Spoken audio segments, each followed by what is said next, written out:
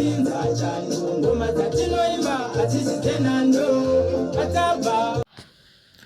my name is Party Twice, Mr. Beast Zimbabwe. We are broadcasting live from our Party Twice studios. And Papa Twice vanapota kudza nyaya dzese zviri kuitika dzese zviri kuitika kumasaisai nematumana ose emasocial media.